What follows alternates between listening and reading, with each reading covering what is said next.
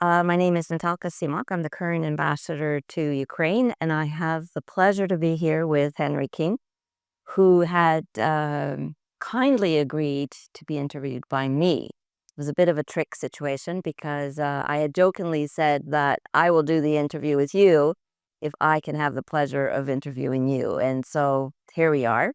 And I'm absolutely thrilled to be interviewing somebody of your caliber. One of the things maybe we get us started is that I see that when you go travel a lot, right? And you were in the U.S. and you were talking to Americans about Ukraine.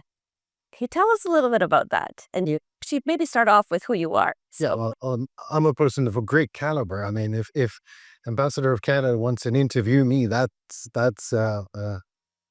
um, yeah. My name is Henry Keen. The Slavic transcription of a name is Gennady. I was born and raised in Latvia. For the reason that I don't know, but my mother and my father decided that that's a good idea. And I have a brother. They live on in Germany. And since the war broke out, I just got myself a flak jacket and that's it. And a helmet, yeah. And went to Ukraine, and it was kind of romantic story because I went to for my girlfriend to save her, and I'm here for 3 years in a row, like working for big outlets. For starters, it was like Time Mag and doing the things for them, war reporting, and started with the little things like helping people, but that you're so involved, you're so in it, so it makes you feel that you're so needed, and you completely forget about everything else. Like my mom literally calls me and said, "Henry, did you take your vitamins?" And I literally had grenades in my hands, and I'm thinking, so 2 grenades of them, 2 hands. It should be like that after I put it into the car. So I had Did you take your vitamin?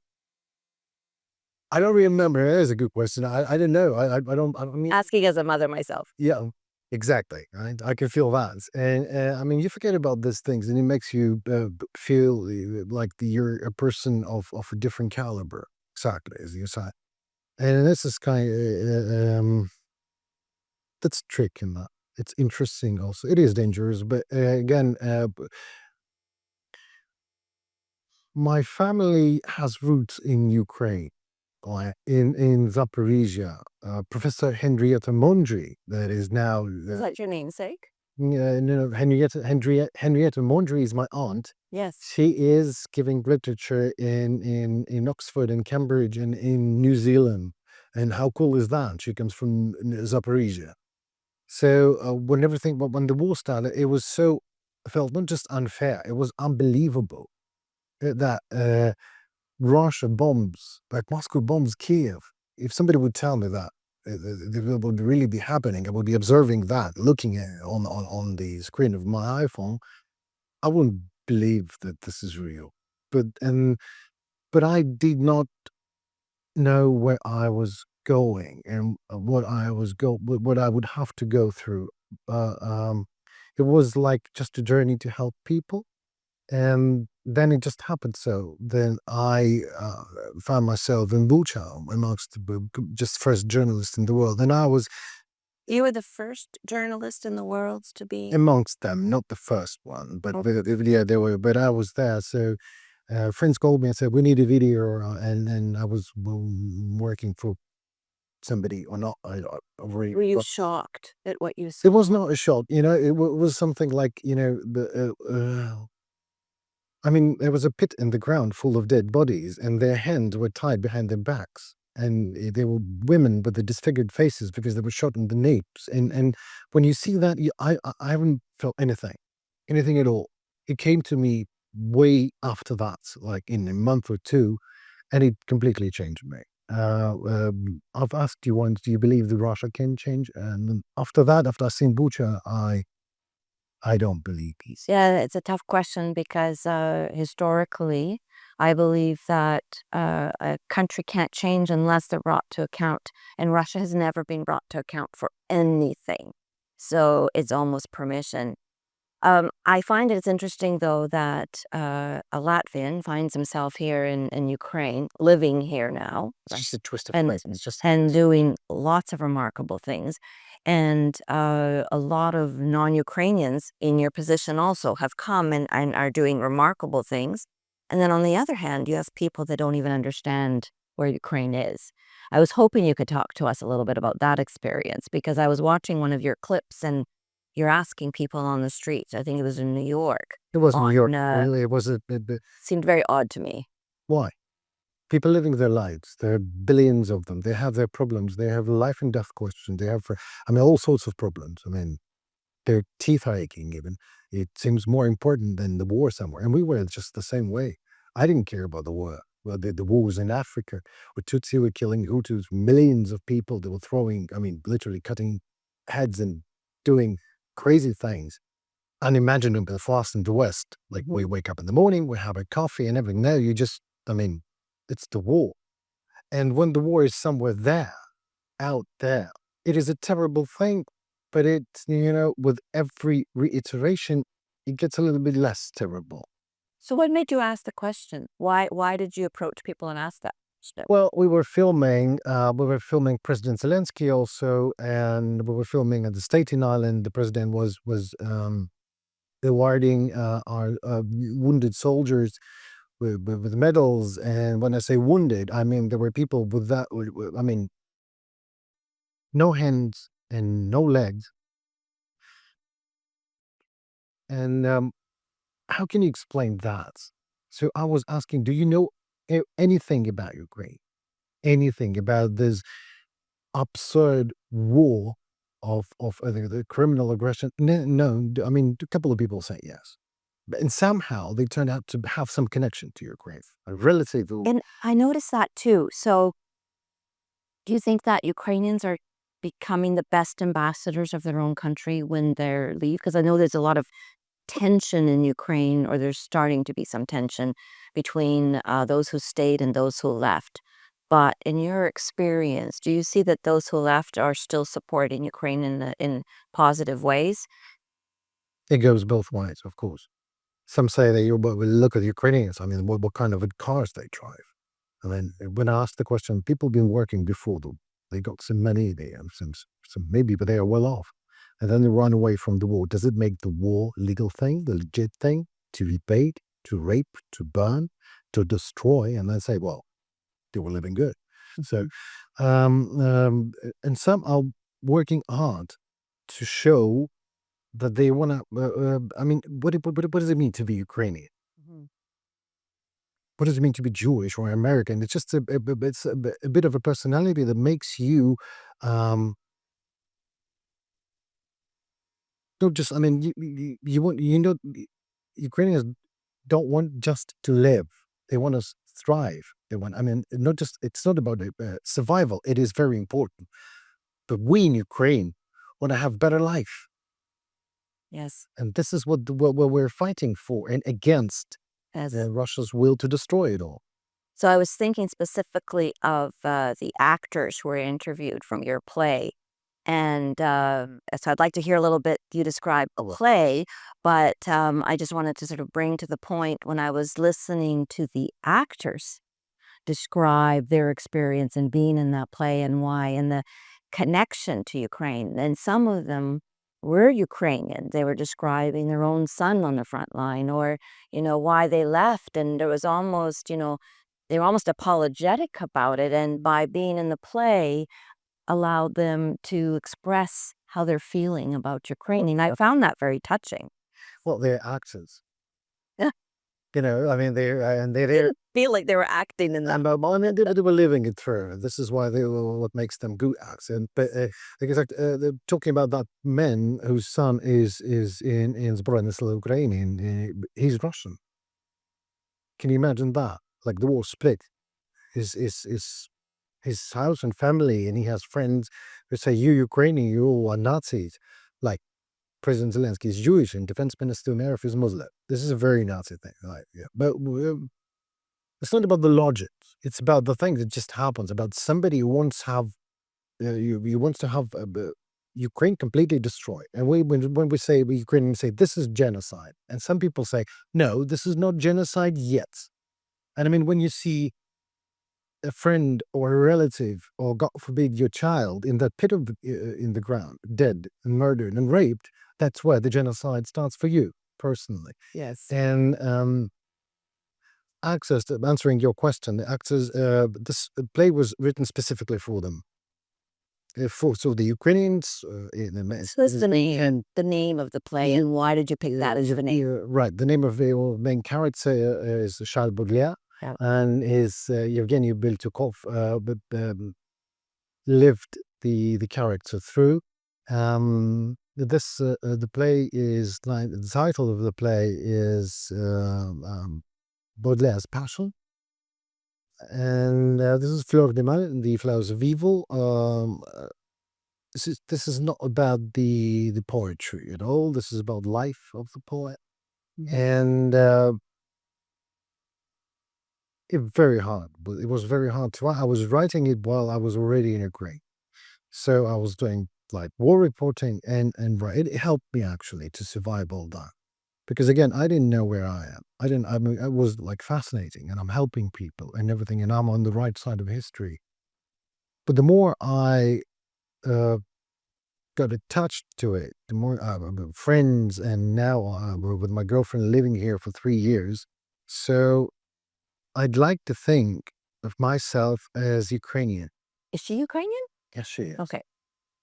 Yeah, strikingly beautiful as always. Ukrainian woman, of course she's beautiful. Don't tell that, but that was the reason, right? So yeah, and the actors. What I found interesting, the actors in New York playing my play were always like, they were apologetic, of course, but they also, there was a sad touch of guilt in in Yevgeny. That's for sure. He was like a little bit ashamed being there in New York playing and safe. And it's not about the money. It is a hard life there anyway to be to survive as an actor in New York. It is something. But he was playing my play at the off-Broadway theater stage. That's something, and it's always something for a writer, for a playwright, at least for someone who considers himself a playwright, to have your play acted and played and lived through the Broadway theater. Like, it's crazy. This was unbelievable. Yeah, so it touches a little bit of my own family history because my grandparents left in 46 from Ukraine, escaping the Soviet occupation, and their entire life was just longing to go back to Ukraine. But there was this big Soviet wall that wouldn't let anyone, especially of my background, go back. And it was Iron Curtain. guilt, sadness, grief. My grandmother left when she was 18 or 19, never saw her mother again. You know, there's many, many, many of these stories. I think one of the fears that I have is bringing that back, and why I'm worried that if Russia really comes through, we've seen this in Donetsk and Luhansk, Right. that wall will come back. So I'm wondering, as you interview people, if you're searching stories to interview, what are the fears that people express to you? Well, as a journalist, I'm working for the audience, and I find it very important to raise questions, not to answer. Just to step back from the camera. I'm not the most important person here. When I interview somebody, sorry. But you are right now. Yes, then that's an amazing feeling. I mean, sure, Your Excellency, of course. And when people open up, that's very important for me. To show your fears is a hard job to do.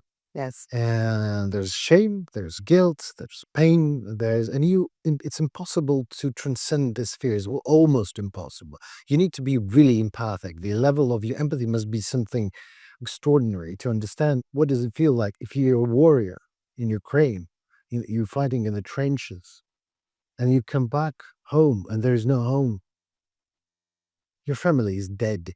Everyone is killed. Your children were shredded to pieces by Russian missile. How can you explain that? And the questions, I I don't even know how can I ask about it. Like, what are you feeling? It's it's it's just outrageous. It's utterly wrong to ask the questions like that. So I just uh, what I'm trying not to like. I'm not even trying to walk in their shoes. I'm trying to comfort them as much as possible with a cup of tea, with just a frank talk, and sometimes they open up. When that happens, it's good, but it's okay when it's somebody. I mean, it's an immense pain, and the most difficult parts of that is that you have to live through. I mean, there's a whole life, and there's some of them, some of Ukrainians just struggling to understand why.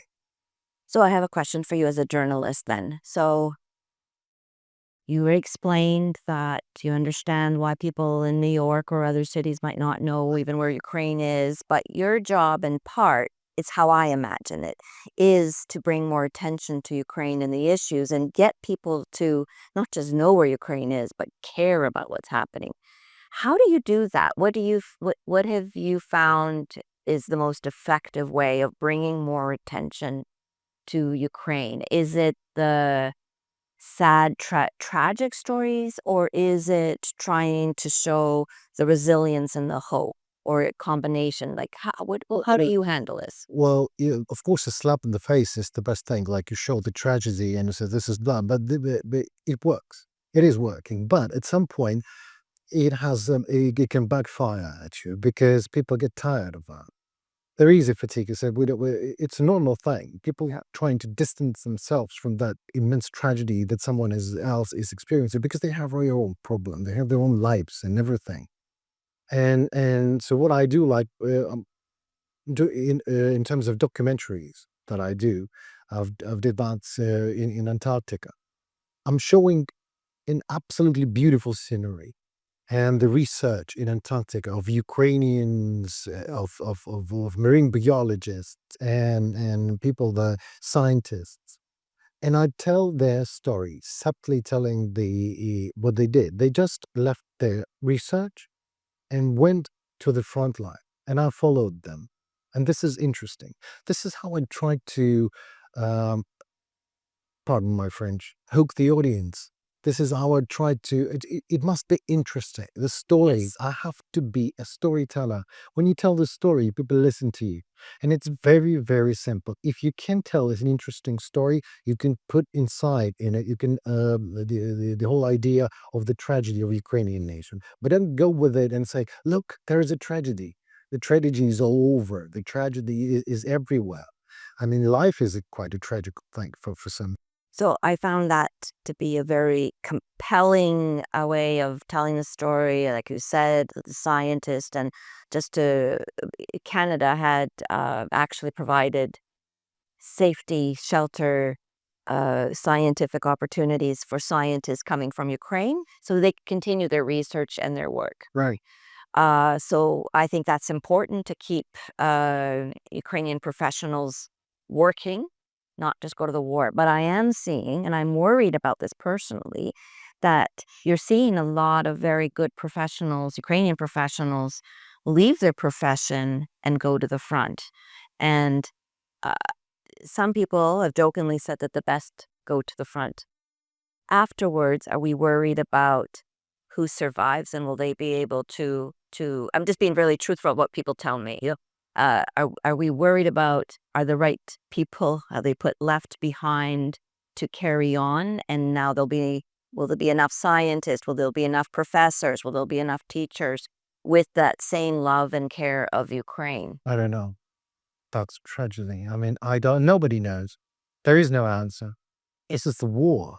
I mean, but the people are trying to do is to stay free because there's no other way. There's no life, and the liberty is not about the and freedom is not about always doing the right thing, but it's the right to be wrong, and that's the choice. I mean, Ukrainians always were free, and there is no Ukrainian nation without that core freedom of them. So, I mean, I can give you a story of Andriy Zotov, a Captain Ukraine, I called him. and he's a marine biologist. He was working in Vernadsky state in Antarctica at Vernadsky station. Um, it was not a question for him. Like he took like some kind of ships and vessels and private yachts, and he made it like 20,000 kilometers to Kharkiv. He was severely wounded, barely survived, and in a hospital, someone I know from Wall Street Journal uh, walks into the hospital ward and asks him the first question. Asks him, he's a journalist. He must at least have a clue of what he's talking about. And the first question he's asking was, "What was you feeling when you were killing Russians?" Ugh. I mean, he's a good guy and he's a very good professional, but at that point of time, he probably did not very understand very well what Zotov was feeling. He was not killing Russians; he was killing an enemy that invaded his home. How can you ask someone? I mean, a British soldier or American soldier, if Russians invade, I don't know, in Missouri or I don't know, Nevada, what would be the feeling? The enemy is there. The wolf is at the door, so you were trying to survive. Yes. Um, and Zotov was the one to return from the hospital ward back to Antarctica, and I was lucky and happy and very honored to follow him. And after that, what happened with the my colleague, with that, I would say, a failed interview, maybe, or maybe not, that went not so well as planned. He was completely closed to doing this. Yes. So I didn't know that. So I made him a main character of my Antarctic story. Can you imagine? I mean, spent a lot of money and effort and everything. You went to Antarctica with your filming crew, and you finally sit at the table and I look him in the eye and he says, "Henry, I'm not going to give you an interview." I was completely demolished. We're like, "Why?" And he said, "Well," then he told me the story and said, "We can talk like as a men and men, like an eye to eye, tete a tete, but no interview." It in the end, it only added drama to my story, but it's hard. People don't. I mean, when I went to the front lines, soldiers, they don't like journalists. They don't need us there? Actually, it's not true. But they wanted to show something. I mean, where's the show? I mean, the people are dying there every day, and if you're willing to help, and I was willing to help, and they asked me a question: "What is your call sign?" And I didn't know what to answer it. And then I understood it was a test. So I made myself a call sign, Latvian, of course. And I said, "Okay, jump in." And Can you share that with us? Can you share your call sign? yeah, it's Latvian. It is Latvian. Yeah, the call sign is Latvian. Latvian. Yeah, Oh, got it. yeah. I was like in Latvian. I'm like, okay, No, what is it?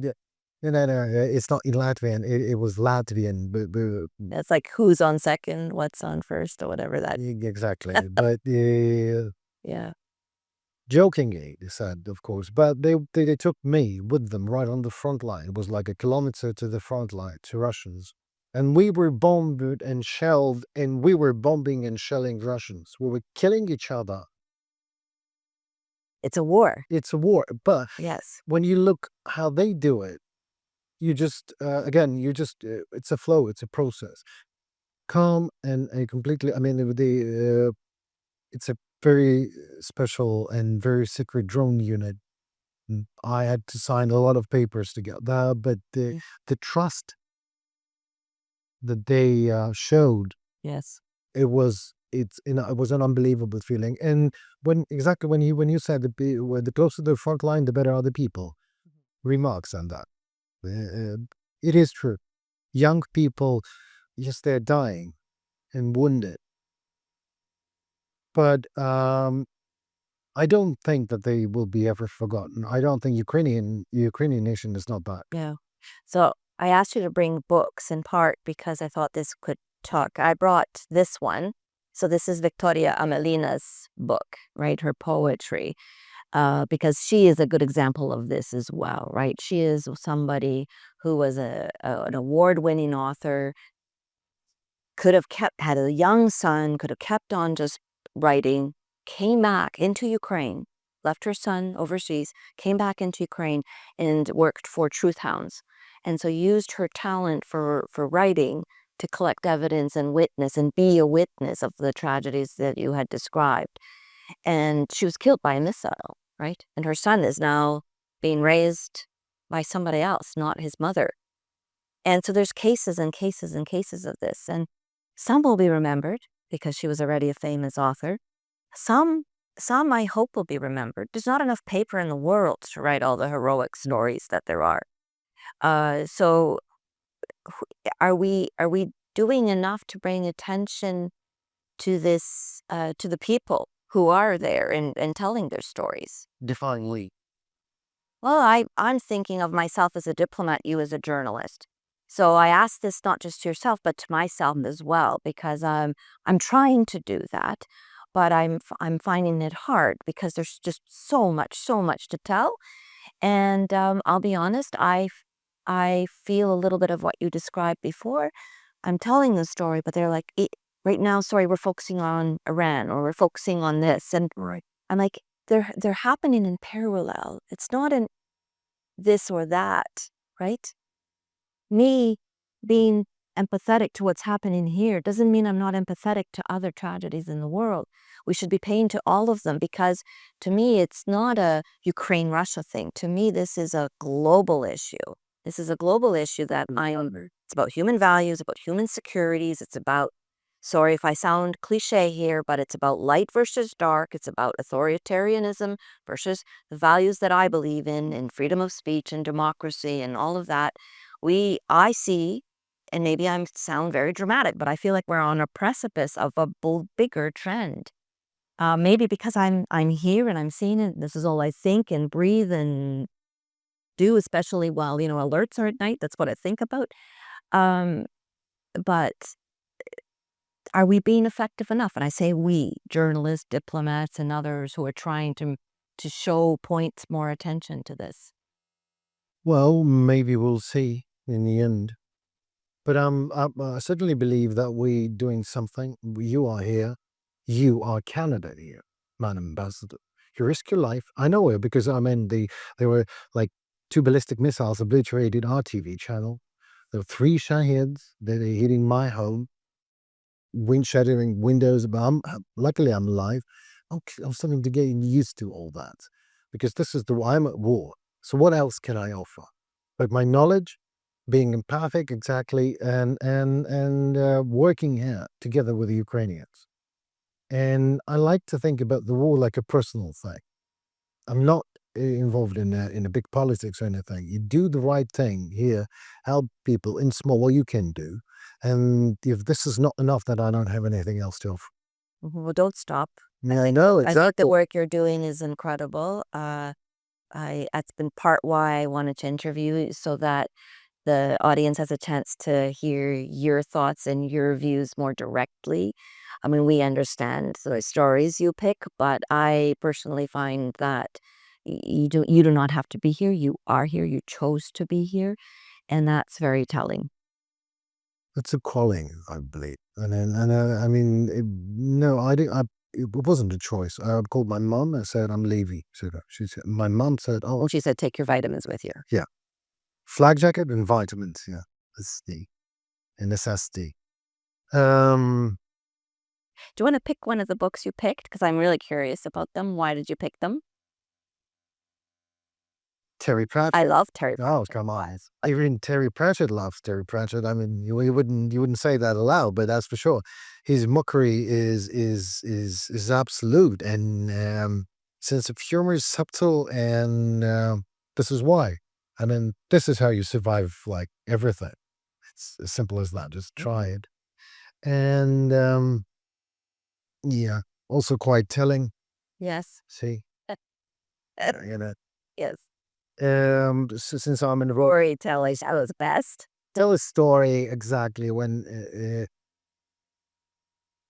in cinema it is not that hard to write a good story. It is very hard to sell it and to actually uh, uh, get it done to a story, because when you're writing a story it's only you and nobody else in a life, and you're a playwright and everything. You can write a beautiful script, and then you just can't get through with it for years and years. Mhm. And it takes some strange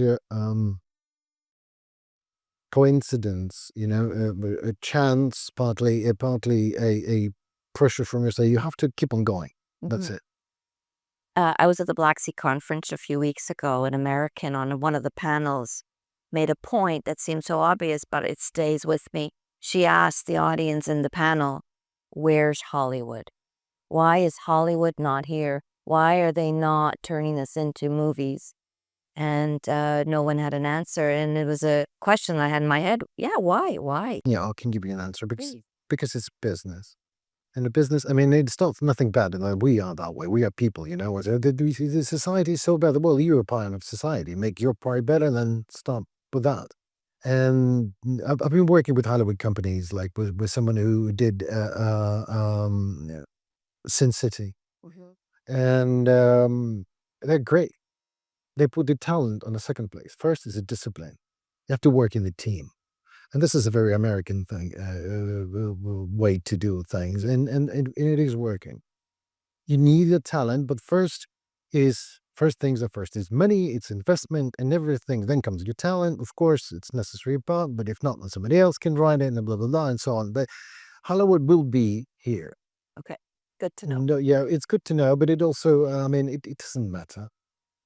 It Mm. doesn't matter. I mean, it's not the good movies being born everywhere. In Hollywood, not in Hollywood, everywhere. Just live your life. Don't ask the questions like that. I mean, why is not Hollywood here? Because I've seen it like I used to have a contract. It was written like Lionsgate and Sony Entertainment, and I was like, wow. So what? Okay, I got paid my share for the script, but it never was produced until now. And now a Ukrainian company, Ukrainian Swiss company, is producing a movie that I just written like 2 weeks ago. The teaser will be shot here in Kiev, the other in Brazil. In What's it Lviv. called? Tell us about I it. Show You Rio. It Yeah. will be. It calls the title is I Show You Rio. It is written based on the story of a Ukrainian writer Christina Nguyen. An amazing story. I just loved it. Otherwise, I wouldn't have do it. I just wouldn't have write it. Yeah, the teaser will be shot in a month time, I believe, and the other part, partly in Brazil, partly here in Kiev. I like to think that this is a great story that I've written because I'm very talented. Yeah. You are. You are. No false modesty. I don't know, very talented. I know. I think you either are or not, but I'm very passionate, at least, about what I'm doing. Very. Well, I think your talent is that you don't sit still. You get out there and you don't take no. You go and you tell your story. You find the right people to interview.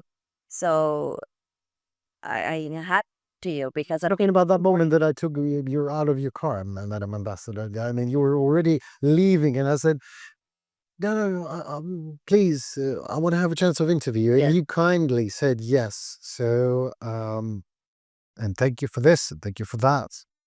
Yes. No, thank you for genuinely thank you for everything that you're doing. Keep telling those stories. Oh well. If I can help promote the good work that you're doing, you can count on me and others to do that.